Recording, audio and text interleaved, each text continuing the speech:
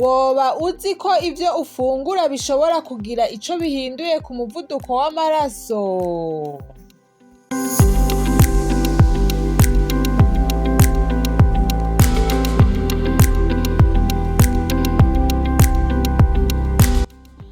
Abantu benshi bibaza ko umuti gusa ariwo ufasha, ariko imfungurwa nziza nazo zishobora gushigikira ukugenzura umuvuduko w'amaraso.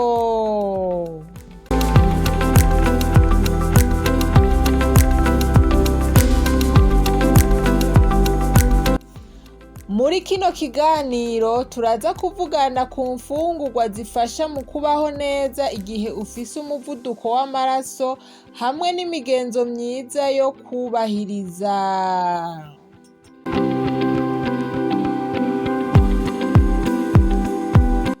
Kuri bashasha karibu, hano ni ku Mibereho TV, aho twiga ibijanye n'ubuzima bwa misi yose. Ukaba wipfuza kugira ico ushigikiye hano ku Mibereho TV, fyonda like, ukore subscribe, ufyonde n'agakengeri kari hirya, ako kazogufasha kubona notification kuri telefone igihe cose tuzoba dusohoye video nshasha hano ku Mibereho TV.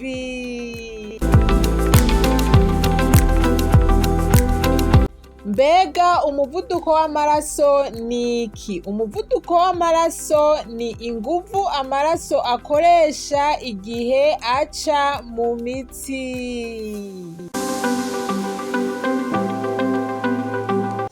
Iyo uwo muvuduko ubaye mwinshi igihe kirekire, ushobora kwongera ingorane zo kugwara umutima, ubwonko canke izindi ngingo.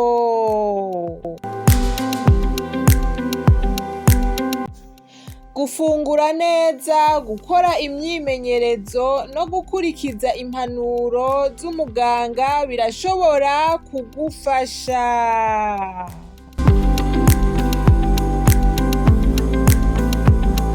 Muri kano kanya reka twigire hamwe imfungurwa zishobora gufasha.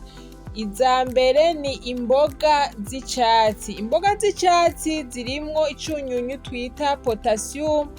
Iyo potassium ishobora gufasha umubiri kuringaniza ingaruka za sodium.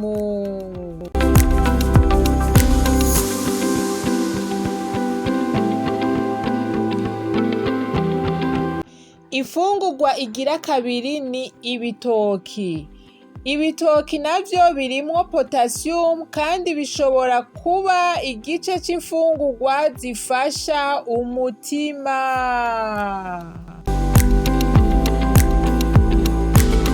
Imfungurwa igira gatatu ni beterave. Beterave irimwo nitrate kama zishobora gufasha imitsi y'amaraso kwaguka ku bantu bamwe bamwe.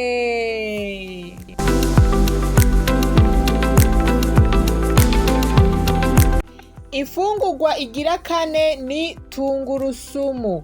Tungurusumu ikoreshwa mu mfungurwa nyinshi kandi ubushakashatsi bumwe bwerekana ko ishobora gufasha gushigikira ubuzima bw'umutima.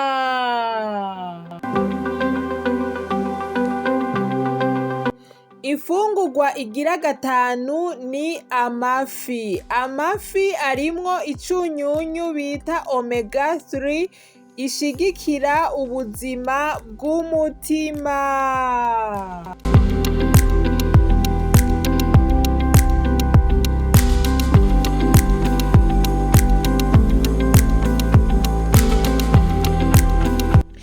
Imfungurwa igira gatandatu ni amavoka. Amavoka arimwo ibinure vyiza na potassium bishobora kuba igice c'imfungurwa zikwije.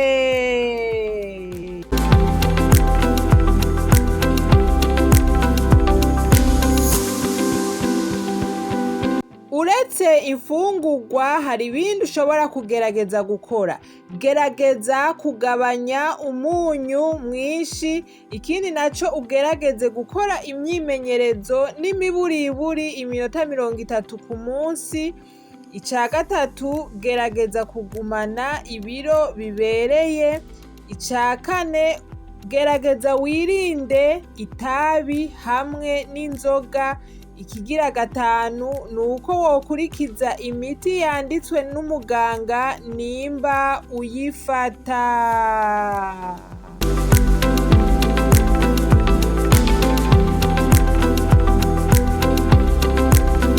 Reka rero tuvugane icitonderwa. Mu bisanzwe imfungurwa duhejeje kudondagura zirafasha, ariko nagira ndababwire ko atari umuti usubirira imiti canke impanuro z'umuganga.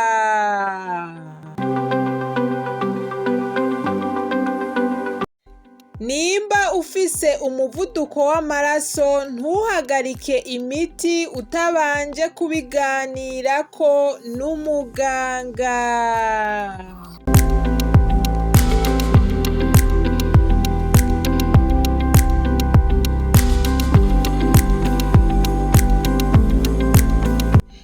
Reka ndagusabe nimba wavyibagiye ukore subscribe.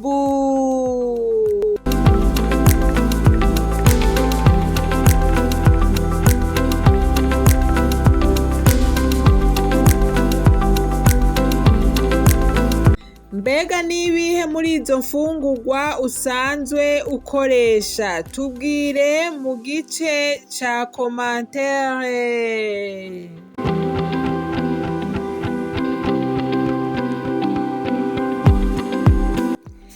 Nimba wakunze kino kiganiro, fyonda like, ukore subscribe kandi usangize iyi video kugira n'abandi bungukire kuri aya makuru y'ubuzima.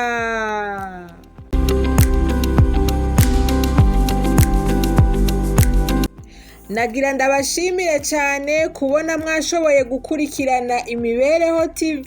Tuzobonana mu kindi kiganiro.